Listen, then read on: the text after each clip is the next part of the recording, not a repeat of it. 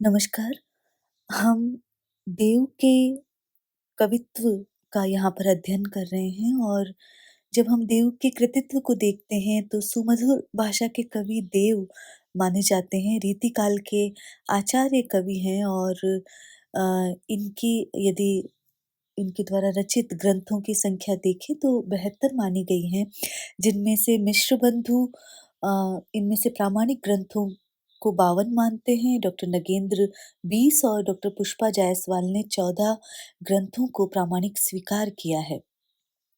भाव विलास, अष्टयाम, भवानी विलास, रस विलास, प्रेम चंद्रिका आदि इनके महत्वपूर्ण ग्रंथ हैं और हम जानते हैं कि देव की कविता के जो वर्ण विषय हैं अ, वो विविध वर्णी हैं और रीतिकाल की कविता में देव का एक विशिष्ट स्थान है। इन्होंने अन्य कवियों की तरह ही जो रीतिकाल के कवि हुए हैं, उनकी तरह ही इन्होंने भी अपना अधिकतर साहित्य अ, राजाओं को समर्पित करने के लिए लिखा। चूँकि आश्रयदाता राजाओं के सानिध्य में रहकर काव्य रचना रीतिकाल के कवियों ने की है, इसलिए ये प्रवृत्ति देखने को मिलती है। एक ओर तो इनकी कविता में लौकिक श्रृंगार में डूबे हुए पद मिलते हैं, तो दूसरी ओर जीवन के कटु अनुभवों से दग्ध होकर इन्होंने भक्ति विषयक रचनाएं भी लिखी हैं। हालांकि देवतः मूल श्रृंगार भावना के कवि हैं और अधिकांश रचनाएं इनकी अ, श्रृंगार भावनाओं में से पूरित ही हैं। रूप वर्णन में ये अप्रतिम है। जैसा कि आज भी हम जिस पद का अध्ययन करेंगे उसमें वो कहते हैं, तारा सी तरुणी तामे टाड़ी झिलमिल होती, मोतिन की ज्योति मिली मल्लिका को मकरंद। तो नायिका के सूक्ष्म रूप सौंदर्य को चित्रित करने का भी प्रयास देव करते हैं। नायिका की चपलता, उसके हाव भाव, भंगिमा, चेष्टाओं आदि का वर्णन कवि बहुत मनोयोग से करते हैं। कुछ पदों को हम पढ़ चुके हैं और उसके आगे आज हम अध्ययन करेंगे। जैसा कि हमने बताया कि जहाँ पर देव जो जीवन के कटु अनुभवों से दग्ध होकर भक्ति की ओर लौटते हैं, तो उनकी रचनाओं में नीति की बात भी होती है, बाह्याडंबरों का विरोध भी होता है। और ये जो पद है, जिन जानियो वेद ते तो वाद के विदित होई। तो यहाँ पर देव एक तरह से आडंबरों का विरोध कर रहे हैं और जब आडंबरों की बात करते हैं, तो ये एक रीतिकाल भक्ति काल की एक महत्वपूर्ण प्रवृत्ति रही है कि उन्होंने भक्ति काल के सभी संत कवियों ने आडंबरों का विरोध किया है और देव भी यहाँ पर इसी परिपाटी को निभाते नजर आते हैं और वो कहते हैं, जिन जानियो वेद ते तो बाद के विदित होई, जिन जानियो लोक तेऊ लीक पे लरी मरो। अर्थात जिन्होंने वेदों को जाना है, जो वेदों का ज्ञान रखता है, जानियो का अर्थ है जो वेदों का ज्ञान रखते हैं, ते तो बाद के विदित हुई। वे अनेक मतवादों के जो धर्म में संप्रदायों में विभिन्न मतवाद चलते हैं, वो विभिन्न मतवादों के ज्ञाता होते हैं और ईश्वर भक्ति या प्रेम के संबंध में तरह-तरह के मत बतलाते हैं, अर्थात सीधा-साधा रास्ता नहीं, अलग-अलग भक्ति विषयक मत वे बतलाते हैं। जिन जानियो लोक तेऊ लीक पे लरी मरो। जिन जानियो लोक अर्थात जो लोक व्यवहार का ज्ञाता है, जो लोक व्यवहार का ज्ञान रखता है, वो लोकाचार की परंपरा का पालन करते हुए अर्थात कौन सी परिपाटी पर चलना है, कौन से संस्कारों का निर्वहन करना है, उसी का पालन करते हुए, उसी पर जोर देते हुए लड़ मरते हैं अर्थात उसी पर कायम रहते हैं। जिन जानियो तपु तीनों तापन सो तपो जिन, कि जिन्होंने तीनों प्रकार की अग्नियों में जल कर दिन रात तपस्या करना जाना है, जो तपश्चर्या करना जानते हैं, वे तीनों सांसारिक तापों से तप तप कर और पंचाग्नि साध कर समाधिस्थ होकर मर जाते हैं।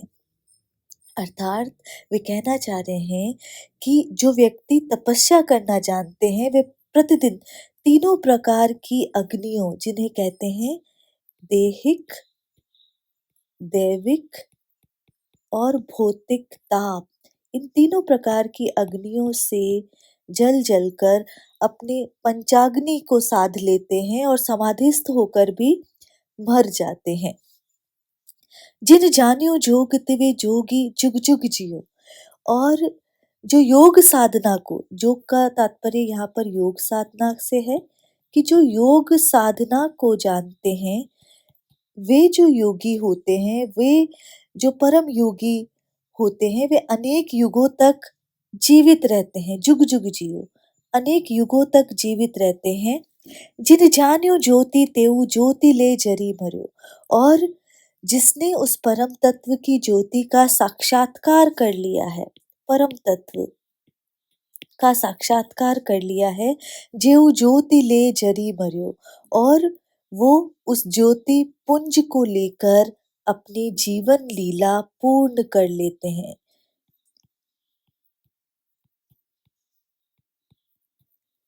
तो कहना चाह रहे हैं कि जो योग साधना को जानते हैं वे योगी बनकर युगों युगों तक जीवित रहते हैं, और जो परम तत्व की ज्योति का साक्षात्कार कर लेते हैं वे उसी ज्योति पुंज को लेकर अपनी जीवन लीला पूरी कर लेते हैं, मरो अर्थात मृत्यु को प्राप्त हो जाते हैं। हो तो देव नंद के कुमार तेरी चेरी भई, मेरो उपहास क्यों न कोटिन करी मरो। देव कहते हैं कि कोई नायिका कहती है कि हे नंद, हे कन्हैया, हे कुंवर कन्हैया, मैं तो इन सांसारिक वाद विवादों, ये जो वेदों का मत है, लोक व्यवहार का मत है, तपस्या का ज्ञान है, योग का ज्ञान है, इन सभी से मैं दूर रहकर तेरी चेरी भई, तेरी दासी, तेरी सेविका ही बनकर रहना चाहती हूँ, तेरी ही दासी बनकर रहूंगी। मेरो उपहास क्यों न कौटिन करी मरो। चाहे मेरा जो उपहास, मेरा मजाक इस कार्य के लिए कितने ही करोड़ों लोग या करोड़ों बार मेरा उपहास बनाया जाए, लेकिन मैं तो सदैव आप ही की दासी बनकर रहना चाहूंगी। तो इस पद में एक निष्ठ भाव से जो प्रेमा भक्ति है, साधना भक्ति नहीं, प्रेमा भक्ति की बात पर देव बल देते हैं।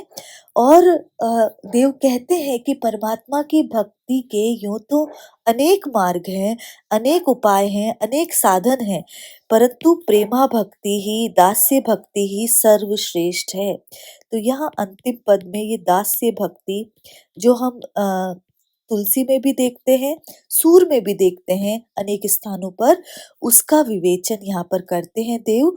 और इस पूरे पद में यदि हम देखें तो अनुप्रास, यमक अलंकार हम देख सकते हैं, छंद कवित्त छंद है, और यहाँ ध्वन्यात्मकता भी देखी जा सकती है।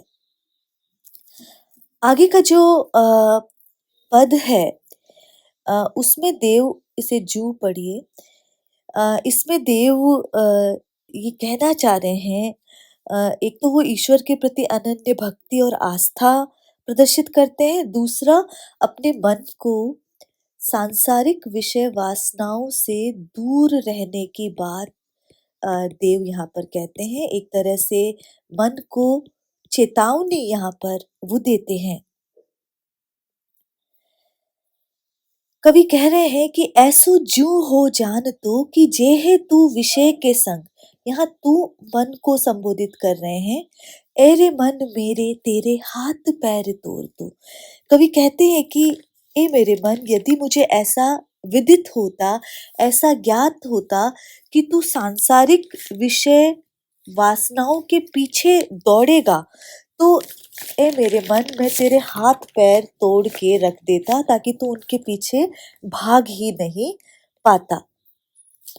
आजू लोहो कत नर नाहन की नाही सुनी, नेह सो निहारी हेरी बदन निहार तो वो कह रहे हैं कि आज तक मैंने किसी की भी नहीं सुनी, लेकिन तेरी इस प्रवृत्ति के कारण, जिसके कारण तू विषय वासनाओं के पीछे पड़ा है, उसके लिए नर-नाहन मुझे न जाने कितने राजाओं के समक्ष गिड़गिड़ाना पड़ा है। तो यहाँ पर कह रहे हैं कि मैं उनके बदन को, उनके मुख को मैं निहारता रहता हूँ, उनकी कृपा की दृष्टि का अनुनय करने के लिए मैं उनके मुख को निहारता रहता हूँ, और ये तेरे ही कारण है, क्योंकि तू सांसारिक विषय वासनाओं के फेर में पड़ा है, और इसलिए मुझे जो अनेक राजाओं के मुख को उनके अनुनय के लिए, उनके विनय के लिए, उनकी कृपा के लिए मुझे निहारना पड़ता है। चलन न देव देव चंचल अचल करी, चाबुक चिताव नौनी मुहारी मोह मार तो। तो देव यहाँ पर स्पष्ट कह रहे हैं कि ए मेरे मन, यदि मुझे तेरी इस कुप्रवृत्ति का पहले ही ध्यान होता, तो मैं तेरी एक न चलने देता, तुझ चंचल मन को मैं अचल कर देता। इसीलिए वो पहले कह रहे हैं कि तेरे में हाथ पैर तोड़ देता।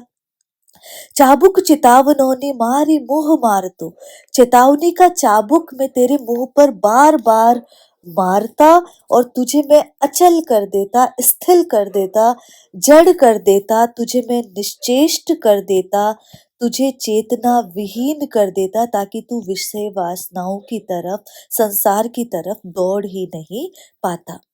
और मैं क्या करता, भारो प्रेम पाथर नगारो दे सो बांधी। और वो कहते हैं कि मैं अ, डंके या नगाड़े की चोट पर तेरे गले में प्रेम पाथर, श्री कृष्ण का प्रेम रूपी पत्थर तेरे गले में बांध देता, जिससे तू अचल हो जाता, इधर उधर नहीं भाग पाता।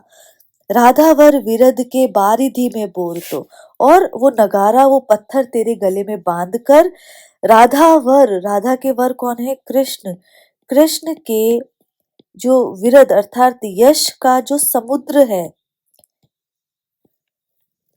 यश रूपी सागर में मैं तुझे डुबो देता, अर्थात ईश्वर की प्रेम निष्ठा में मैं तुझे निमग्न कर देता।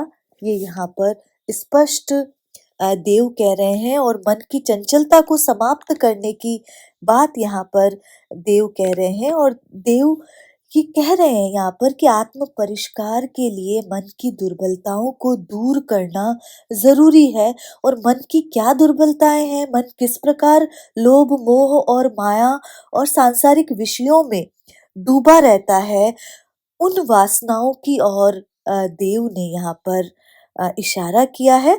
और साथ ही उस उन वासनाओं की ओर आकृष्ट मन को किस प्रकार सुधारा जा सकता है, उसकी ओर ध्यान यहाँ पर इंगित किया है। तो अनुप्रास रूपक और काव्यलिंग अलंकार यहाँ पर देख सकते हैं, और साथ ही छंद जो है वो कवित्त छंद यहाँ पर देखा जा सकता है। आगे जो पद है उसमें एक तरह का बिंब यहाँ पर रचा है देव ने, और बारिश के बिंब की यहाँ पर सृष्टि की है। किसी विरहिणी नायिका के स्वप्न दशा का यहाँ पर उल्लेख है, और विरह की एक ये जो दशा है उसका उल्लेख यहाँ पर करते हुए देव यहाँ पर नायिका की विवशता का वर्णन करते हैं। और स्वप्न में अ, एक नायिका अपने प्रिय से अ, मिलती है, और जागते ही वो स्वप्न टूटते ही प्रिय से किस प्रकार दूर हो जाती है, उस वियोग व्यथा का चित्रांकन हम कह सकते हैं, बिंबात्मक चित्रण यहाँ पर देव करते हैं। जहरी जहरी झीनी बूंद है परती मानो। तो यहाँ पर देव कह रहे हैं, स्पष्ट कह रहे हैं कि ऐसा लग रहा है कि जो रात्रि में मुझे स्वप्न आया, और उस स्वप्न में मैंने देखा कि किस प्रकार जहरी जहरी जहर जहर की आवाज के साथ गर्जना करती हुई बारिश की बूंदें वहां पर गिर रही है। गहरी गहरी घटा घिरी है गगन में, और साथ ही बादलों की गहरी घटा उमड़ रही है, और साथ ही जहर जहर कर उनसे बूंदे आकाश से धरती पर गिर रही है। ऐसा स्वप्न एक नायिका देख रही है। आनी कहो श्याम मूसो। और ऐसे में प्रिय ने मुझसे आकर कहा। क्या कहा? नायिका एक स्वप्न देख रही है और स्वप्न में वो देख रही है कि सावन की जो झेरी-झेरी झीनी बूंदें जो हैं वो पर रही हैं, मानो यहाँ पर आया है और उत्प्रेक्षा अलंकार है। तो रात में कोई स्वप्न देख रही है और उसमें वो स्पष्ट देख रही है कि झर-झर का शब्द करती हुई झीनी-झीनी अर्थात महीन बूंदें गिर रही है और गहरी घटा जो आकाश में है वो बादलों की छाई हुई है। आने कहो श्याम मोसो। और ऐसे में इस वातावरण ने, श्याम ने अर्थात कृष्ण ने अर्थात प्रिय ने मुझसे आकर कहा, चलो झूल बेको आज, कि चलो आज झूला झूलने चलें। फूली ना समाने, एक कहावत का यहाँ पर प्रयोग किया है। फूला ना समाना अर्थात अ, प्रसन्न होना या खुशी का ठिकाना ना रहना। तो ऐसे में जब श्याम ने ये मुझे कहा तो मेरी खुशी का ठिकाना न रहा। भई ऐसी हो मगन में। और ये प्रस्ताव सुनकर मैं खुश हो गई और मेरी खुशी का ठिकाना ही नहीं रहा। मैं मगन हो गई। चाहती उठोई उड़ी गई सो निगोड़ी नींद। तो इसी प्रस्ताव को सुनकर मैं प्रेम पूर्वक उठना ही चाहती थी। चाहती उठोई, उठना ही चाहती थी कि मेरी ये जो निगोड़ी नींद अर्थात जो दुष्ट नींद है वो उसी क्षण टूट गई, उड़ गई। सोए गए भाग मेरी जागी वा जगन में। और उस जागने से उस नींद का टूट जाना मुझे दुर्भाग्यपूर्ण लगा और मेरे जो सोए हुए भाग थे वो भी पुनः सो गए उस जागने से। आंखें खोली देखो तो मैं घन है न घनश्याम। और जैसे ही मैंने आँखों को खोलकर कृष्ण को देखना चाहा, तो मुझे लगा न तो आकाश में घन है, बादल हैं और न घनश्याम ना ही मेरे प्रिय हैं। वेई छाई बूंदे मेरे आंसू वे द्रगन में। द्रगन का तात्पर्य आंखों में। और वो जो बूंदे जो आकाश में छाई मुझे दिखाई दे रही थी, जो झरी झरी कर झर रही थी, ऐसा प्रतीत हुआ कि मेरी ही आँखों में वो आँसू आकर मिल गए हैं और वे इस दुःख से जो रो पड़ी थी, उससे वो आँसू आ गए थे, कोई वर्षा वहाँ पर नहीं थी। तो यहाँ पर नायिका का रात्रि में देखा हुआ स्वप्न है। इसे एक तरह से विरह की प्रमाद दशा कहा जाता है। विरह की 10 दशाओं में इस दशा का उल्लेख है और स्वप्नानुभूति में के माध्यम से देव ने नायिका की व्यथा को यहाँ पर उभारने की चेष्टा की है। और यहाँ पर स्वप्नगत संयोग और जागृत वियोग का ये आप स्पष्ट देख सकते हैं कि स्वप्नगत संयोग और जागृत वियोग का यहाँ पर चित्रांकन देव ने बहुत ही बिंबात्मक दृष्टि से किया है। तो आप ये देख सकते हैं और साथ ही मानो उत्प्रेक्षा अलंकार, अनुप्रास, वीप्सा, यमक अलंकार का यहाँ पर प्रयोग देखा जा सकता है। कवित्त छंद है, पदमैत्री कवित्त पद में देखी जा सकती है, ब्रजभाषा का प्रयोग है। अगला जो पद है उसमें बरुनी बघम्बर और गूदरी पलक दो। इसके माध्यम से देव यहाँ पर किसी विरहिणी नायिका को योगिनी की तरह चित्रित करते हैं और किस तरह वो प्रेम की तपस्या कर रही है उसका यहाँ पर चित्रण कर रहे हैं और किस प्रकार उस नायिका के जो वियोगी नेत्र हैं वो प्रिय के दर्शन करते ही वो वियोगिनी नेत्र संयोगिनी हो जाते हैं, इसका अ, विवरण वो यहाँ पर दे रहे हैं। तो बरुनी बगंबर और गूदरी पलक देव, जो दो नेत्र हैं वियोगिनी नायिका के, वो योगिनी का यहाँ पर एक तो रूपक बनाया है। पूरे पद में योगिनी स्त्री का, योगिनी का रूपक है। तो यहाँ पर देव कह रहे हैं कि अ, वियोगिनी नायिका की जो नेत्र हैं वो योगिनी की तरह हैं। क्यों? क्योंकि बरुनी बघम्भर, क्योंकि उसकी जो बरोनियां हैं, बरोनियां जो पलकें हैं, उसकी जो बरोनियां हैं वो बघम्भर की तरह बाघम्भर जैसी हैं। और उसकी दो पलकें कैसी है? गूदड़ी की तरह दिखाई दे रही हैं। कोए राते बसन, और उसकी नेत्रों के जो कोए हैं, जो कोने हैं, वो लाल रंग के हैं। तो यहाँ पर वो कह रहे हैं उसकी आंखों के जो कोए हैं वो लाल वर्ण के, या भगोहे बेस, भगवा वेश जिन्होंने धारण कर रखा है, ऐसा वो प्रतीत हो रहे हैं। बूढ़ी जल ही में दिन जामिनी हूँ जागी भोएं, सिर छायो बिरहा नल बिलखिया। तो यहाँ पर वो देव यहाँ पर कह रहे हैं कि योगिनी जाग जाग कर साधना करती है, इसीलिए उसके जो नेत्र हैं वो दिन रात आंसुओं के जल में डूबे हुए हैं। दिन रात आंसुओं के जल में डूबे हुए हैं और वो जाग जाग कर साधना करते हैं। उनकी भुएं जो हैं वो धुएं से युक्त सिर लेपन की तरह हैं। जिस प्रकार वो नेत्र साधना कर रहे हैं, तपस्या में जल रहे हैं विरह की अग्नि में, तो वो भौहें जो हैं धूम की भांति वहां पर नजर आ रही है। तो जिस प्रकार कुछ अग्नि जलने से धुआं उठता है, उसी प्रकार वो भौहें निरंतर नेत्रों के जलते रहने से, दिन रात जागने से लाल हैं, और भौहें धुएं के समान वहां पर प्रतीत हो रही है। असुआ फटिक माल, स्फटिक, स्फटिक की माला पारदर्शी मोती होते हैं, उन्हें स्फटिक कहा जाता है। तो असुआ फटिक माल लाल डोरी सेली पने ही, भई है अकेली तजी सेली संग सखिया। तो यहाँ पर उसके नेत्रों से गिरते हुए जो आंसू हैं वो कैसे हैं? स्फटिक माला के समान हैं। और लाल लाल जो डोरे हैं वो योगिनी के रेशमी चादर या गले की माला की भांति हैं। जो लाल लाल डोरे जो आंखों के हैं वो मानो स्फटिक के जो आंसू है, स्फटिक तुल्य, वो उस माला में पिरोए हुए हैं। भई है अकेली तजी सेली संग सखियां।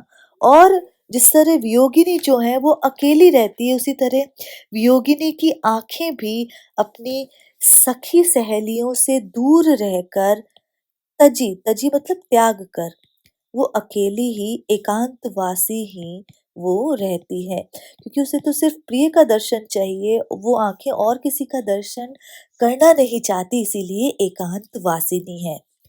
दीजिए धरस देव कीजिए संजोगिनी, ये जोगिनी है बैठी वह वियोगिनी की अखियां। तो यहाँ पर देव उसकी इस दशा को देखकर प्रार्थना करते हैं कि हे कृष्ण, आप उस वियोगिनी को दर्शन देकर उसकी आंखों को संयोगिनी बनाइए, अर्थात जोगिनी है बैठी, जो उस वियोगिनी की अखियां जो योगिन रूप धारण करके बैठी है, उसको आप दर्शन देकर संयोगिनी बनाइए, अर्थात उसको दर्शन तृप्ति का लाभ दीजिए, उसे ईश सानिध्य का लाभ दीजिए। तो यहाँ पर माधुर्य गुण देख सकते हैं, प्रसाद गुण देख सकते हैं, और साथ ही श्रृंगार रस का यहाँ पर सशक्त व्यंजना है, वियोग श्रृंगार की, और अनुप्रास उपमा अलंकारों का प्रयोग यहाँ पर देव ने बहुत ही सुंदर ढंग से किया है। अगला जो पद है उसमें देव यहाँ पर संसार के विभिन्न प्रकार के सुखों की बात कर रहे हैं कि संपत्ति किस प्रकार सुख देती है, या दंपति कौन से श्रेष्ठ हैं। तो यहाँ पर लोक नीति की बात देव यहाँ पर कर रहे हैं, और देव ने यहाँ पर संपत्ति, प्रेम, गुण, मधुर वाणी और यौवन आदि को जीवन की सुखमय स्थितियां बताया है। इन सभी का जिक्र कर रहे हैं। देव कहते हैं, देव सभे सुखदायक संपत्ति। देव कह रहे हैं कि संसार में जो संपत्ति है अर्थात जो धन है वो सभी को सुख प्रदान करने वाला होता है। संपत्ति को सुख दंपति जोरी, लेकिन संपत्ति का सुख भी कब है? जब दंपति की अर्थात युगल की अर्थात पति पत्नी की जो जोड़ी है वो जब सुखी रहती है, पति पत्नी की जोड़ी तब जब अच्छी रहती है तभी वो संपत्ति का सुख भी उठा सकते हैं। दंपति दीपित प्रेम प्रतीति, और दंपति का अर्थात युगल का अर्थात पति पत्नी का सुख कब है? जब उनमें प्रेम भरा रहे, विश्वास उन दोनों के बीच में फलता फूलता रहे, तभी जो पति पत्नी है वो दीपित, वो उनमें प्रेम का भाव विद्यमान हो सकता है, दीप्त हो सकता है। और वो विश्वास कब रहेगा? प्रतीति की रीति स्नेह निबोरी, और विश्वास अतिशय मात्रा में कब रह सकता है? जहां पर उनमें परस्पर स्नेह, वो नेह में डूबे रहे, नेह निबोरी, नेह निमग्न वो परस्पर रहे, उनमें स्नेह जो लगातार बढ़ता रहे, तभी उनमें प्रेम और विश्वास बना रह सकता है। प्रीति जहां गुण रीति विचारी, और ये प्रेम ये स्नेह कहाँ रह सकता है? जहां पर एक दूसरे के अर्थात परस्पर गुणों का विचार होता है, दुर्गुणों का विचार नहीं होता है। परस्पर के गुणों का विचार जहां पर निरंतर किया जाता है, वहीं पर जो स्नेह है वो उपज सकता है। विचार की बानी सुधारस बोरी, और विचार विनिमय के लिए क्या होता है? जो वाणी है वो कर्कश नहीं होनी चाहिए, उनमें प्रेममय वाणी का आदान प्रदान होना चाहिए, प्रेममय संवाद वहां पर बना रहना चाहिए। वाणी को सार बखान्यो श्रृंगार, और वाणी का सार क्या है? वो वाणी का प्रयोग जो अमृत के समान मधुर लगे, और अमृत रस से सिंचित वाणी ही श्रृंगार विलास के योग्य मानी गई है, अर्थात वो श्रृंगार का साधन है। सिंगार को सार बखान्यो श्रृंगार, तो यहाँ पर वो कह रहे हैं कि श्रृंगार को, ये दोहराव हो गया, सिंगार को सार बखान्यो श्रृंगार, सिंगार को सार किसान्यो सिंगारी। तो यहाँ पर वो बानी को सार कह रहे हैं कि बानी का सार बखानो श्रृंगार, और श्रृंगार को सार किशोरी किशोरी। तो यहाँ पर वाणी का जो सार है वो श्रृंगार जो है वो उसका अमृत तुल्य मधुर होना है, और श्रृंगार का सार यहाँ पर किसे बता रहे हैं? किशोर और किशोरी को वो बता रहे हैं कि जो नव यौवन है वो ही श्रृंगार का सार है, वही श्रृंगार में श्रेष्ठ है। तो श्रृंगार विलास का सार जो है किशोर किशोरी है। वो एक तरह से कह रहे हैं अमृत रस से जो सिंचित वाणी है, उस वाणी का जो सार है वो श्रृंगार माना गया है, और श्रृंगार का सार नव यौवन, अति जो आकर्षक होता है नव यौवन, वो ही श्रृंगार विलास का सार तत्व माना गया है। तो यहाँ पर देव स्पष्ट कह रहे हैं कि किस तरह जो संसार का जो सार है वो संपत्ति में है, लेकिन संपत्ति भी तभी सार्थक है जब जो दंपति है वो उसका सुख भोग सके। दंपति तभी श्रेष्ठ है जब उनमें प्रेम और विश्वास बना रहे। प्रतीति या प्रेम विश्वास तभी हो सकता है जब वो जोड़ी नेह निमग्न रहे।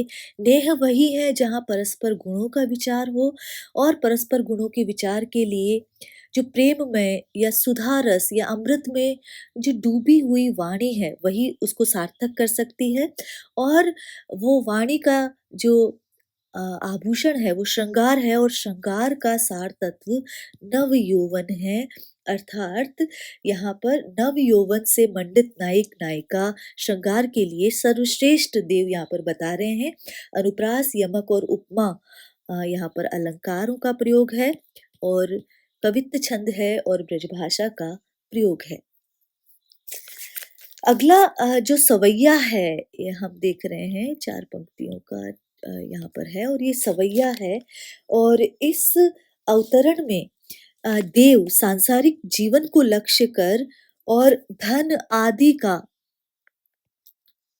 उचित उपभोग करने की बात यहाँ पर देव कह रहे हैं कि हम कहते हैं कि कल किया जाएगा, लेकिन आज जो है उसे तो भोग लिया जाए, यहाँ पर देव स्पष्ट कह रहे हैं। भोग भुलाई संजोग डुलाई के जोग ले ले सुनि लोग लरे। तो यहाँ पर भोग का तात्पर्य सुखों के साधन से है, सुख भोग से यहाँ पर देव बात कर रहे हैं, सुख के साधनों के लिए बात कर रहे हैं और जोग का तात्पर्य यहाँ पर वैराग्य से या योग से लिया गया है। तो यहाँ पर देव कह रहे हैं कि कुछ लोग जो है वो क्या करते हैं, भोग भुलाई, सुख भोग आदि को भुलाकर, संजोग डुलाई, डुलाई का तात्पर्य है त्याग कर, तो संयोग को त्याग कर वैराग्य को लेकर भी परस्पर क्या नहीं करते, वैर को नहीं त्याग पाते और लड़ते रहते हैं। तो यहाँ पर सुख भोग को भुला देते हैं, संयोग को भी त्याग देते हैं, वैराग्य को अपना लेते हैं, लेकिन वे क्या करते हैं, एक दूसरे के प्रति वैर को नहीं त्याग पाते हैं और लड़ते रहते हैं। भूपति यो धन भार भंडार गए, गड़ी दाम सुधाम घरे। तो यहाँ पर सुधाम का मतलब है वैकुंठ की बात यहाँ पर कर रहे हैं और वो यहाँ स्पष्ट कह रहे हैं भूपति अर्थात जाने कितने ही राजा हुए, नरश्रेष्ठ हुए, जो ये सब कहकर धन दौलत के अपरिमित भंडार यहीं पर संग्रह करके छोड़ गए और उनका उपभोग नहीं कर पाए और वो वैकुंठ को चले गए। अर्थात कितने ही राजा जो हैं सुखों का भोग नहीं कर पाए, उन्होंने जीवन पर्यंत धन इकट्ठा किया और वो धन को यही छोड़कर वैकुंठ सिधार गए, अर्थात मृत्यु को प्राप्त हो गए। देव कहे दिन चार के ख्याल में खेल गए खल खोई खरे। तो यहाँ पर खल का तात्पर्य है दुष्ट। यहाँ पर स्पष्ट देव कह रहे हैं कि ये जीवन 4 दिनों का खेला है और इस 4 दिनों के खेल में ही जो सांसारिक जीवन को नश्वर जानते हुए भी कुछ लोग जो हैं यथार्थ को भूलकर, जो दुष्ट लोग हैं यथार्थ को भूलकर खेलते खाते रहते हैं। काहू के संग कछु न गयो सब सेत मरे अकसेत मरे ही। सेत का मतलब है व्यर्थ और यहाँ पर अकसेत का उल्टा है व्यर्थ का कि जीवन की जरूरी चीजें जो है। काहू के संग कछु न गयो, तो देव यहाँ पर कह रहे हैं कि लोग ये नहीं जानते हैं कि किसी के साथ कुछ नहीं जाता है, धन दौलत किसी के साथ नहीं जाता है और भोग विलास में ग्रस्त सब लोग व्यर्थ का जीवन जीते हुए मृत्यु को प्राप्त हो जाते हैं, अर्थात पापार्जन ही करते हैं, सब व्यर्थ में ही मर जाते हैं और खाम खा की चीजों का जो कि निरर्थक है उनको ही भरते रहते हैं। अर्थात यहाँ पर भोग विलास की जो निस्सारता है उसका उल्लेख यहाँ पर देव कर रहे हैं। अगला जो पद है उसमें देव यहाँ पर मन की विवशता का चित्रण यहाँ पर कर रहे हैं कि मन कैसा है, रूप को रसिक रस लंपट पर लोभी। कि यहाँ पर वो कह रहे हैं कि मेरा जो मन है वो रूप सौंदर्य का रसिया है और सांसारिक सुखों का लोभी है। तो लंपट का तात्पर्य अत्यधिक लोभी, तो रूप का रसिक, रूप सौंदर्य का रसिक है और सांसारिक आस्वाद का लालची है और स्त्री सुख का लोभी है। ये यहाँ पर स्पष्ट कहना चाह रहे हैं। राग ही सो रंग्यो बसे, तो प्रेम में ही, आसक्ति में ही ये रचा बसा रहता है। बासु ले अड़ाई, तो और साथ ही यहाँ पर ये क्या करना चाहता है, सुख आवास प्राप्त करने, सुख सुख का वास प्राप्त करने के लिए ही ये जिद करता रहता है। मार्यो नहीं जातु बिनु मारिन डेरानु घेरी। तो ये जो मन है, ये मुझसे मारा नहीं जाता, अर्थात मेरे वश में नहीं रहता। और यदि ये वश में नहीं रहता है तो क्या करता है, मुझे निरर्थक ही डराता रहता है। काम करे खोटे छोटे बड़े सो बढ़ाए तो। और ये खोटे काम दुष्कर्म करता है और किसी छोटी सी बात को भी बड़ा होकर बताता है। तो ये सभी को निरर्थक बातों को बड़ा बतलाना चाहते हैं। होई जो कोई हमारो कोई हेतु हितकारी यासो कहे समुझाए देव कुमति छड़ाए। तो यदि ये मन हमारा हितकारी होता, हमारा भला ही चाहता, तो वे आकर समझाता या दुर्बुद्धि को छुड़ा देता, या कोई भी हमारा इस संसार में भी कोई हितु होता तो इस मन को समझाता और जो दुष्ट कर्म है, पापा कर्म है, दुर्बुद्धि है, उससे मुक्त कराता। भाने नो न अनेरो मनु मेरो बहु तेरो कयो पूत जो कपूत लरी काय को लड़ाई। तो यहाँ पर जैसे कपूत जो होता है वो लड़कपन में, लड़कपन या लड़कपन का तात्पर्य यहाँ पर अज्ञान दशा को भी कह लीजिए, जहाँ पर व्यक्ति परिपक्व नहीं होता है।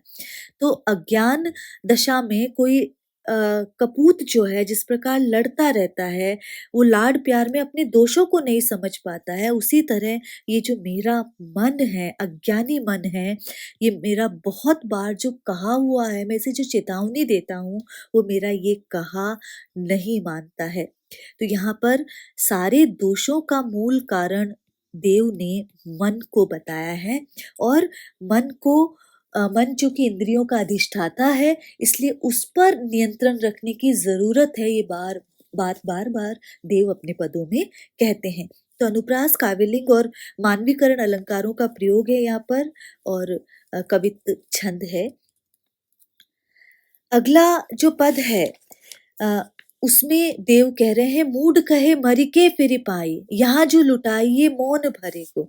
तो कवि कह रहे हैं कि जो मूर्ख लोग, मूड का तात्पर्य है मूर्ख, कि जो मूर्ख लोग होते हैं वो कहते हैं कि जो दिया जाता है वो मरने पर फिर प्राप्त हो जाता है, इसलिए यहाँ मौन होकर अर्थात चुपचाप बैठकर धन दौलत को लुटाते रहिए। ये कौन कह रहे हैं? मूर्ख लोग कहते हैं कि जो दिया जाता है वो मरने पर फिर प्राप्त हो जाता है। सो खल खोए खिस्यात खरे अवतार सुनियो कहूँ छारे परे को। तो वो कह रहे परंतु वे मूर्ख व्यक्ति जो है, वो मूर्ख व्यक्ति जब खिसिया जाता है, कोई उत्तर नहीं दे पाता है, जब उससे ये पूछा जाता है कि मरकर भस्मीभूत हुआ व्यक्ति दोबारा जीवित नहीं हो पाता है, तब क्या होता है कि छारे परे अर्थात वो दुख वो उसे अपने आप पे लज्जा और क्रोध आ जाता है। जब उस पे ये पूछा जाता है कि कैसे मिलेगा प्राप्त, क्योंकि मरने पर मरा हुआ व्यक्ति तो वापस जीवित नहीं हो पाता है, जो मृत हो जाता है वो तो पुनः जीवित नहीं हो सकता, तो उसे अपने पर लज्जा और क्रोध आता है। जीवत तो व्रत भूख सुख हो, कि जब तक जीवित रहा तब तो व्रत उपवास आदि से अपने शरीर को सुखाता रहा, जलाता रहा। समीर महासुख सुर रूख हरे को।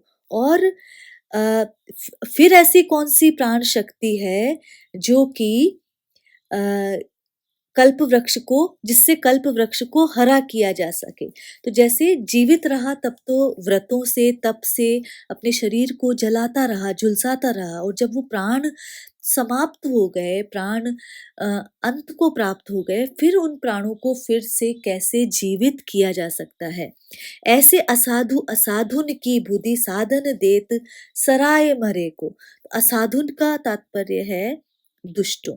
तो यहाँ पर वो कह रहे हैं ऐसे दुष्ट लोग दुष्टतापूर्ण बुद्धि ही रखते हैं, क्योंकि वे जीवित को तो भूखा मरने देते हैं और मरे हुए लोगों को श्राद्ध देते हैं। तो यहाँ पर जो जीते हुए को तो भूखा ही मार देते हैं और मरे हुए लोगों को श्राद्ध देते हैं, सराए मरे को अर्थात पिंड बलि देते हैं, उनके लिए ये बात है। और यहाँ पर स्पष्ट देव कह रहे हैं कि परलोक या पुनर्जन्म की बात नहीं की जानी चाहिए, क्योंकि ये है या नहीं कोई नहीं जानता, बल्कि जो जीवन है, जो आज है, उसकी बात करने पर देव जोर दे रहे हैं। क्योंकि जो व्यक्ति पुनर्जन्म की बात करते हैं, उनसे जब ये पूछा जा गया कि अ, किस प्रकार जो मरकर भस्मीभूत हुआ व्यक्ति कैसे जीवित हो सकता है? तब वो कुछ उत्तर नहीं दे सकते, तब उन्हें अपने आप पर लज्जा आती है, क्रोध आता है। तो इस प्रकार ये बातें व्यर्थ है और इस लोक में ही सदाचारमय जीवन जीने की बात देव यहाँ पर करते हैं। आज के लिए इतना ही, जो शेष 4 पद हैं उनका हम आगे अध्ययन करेंगे। आज के लिए नमस्कार।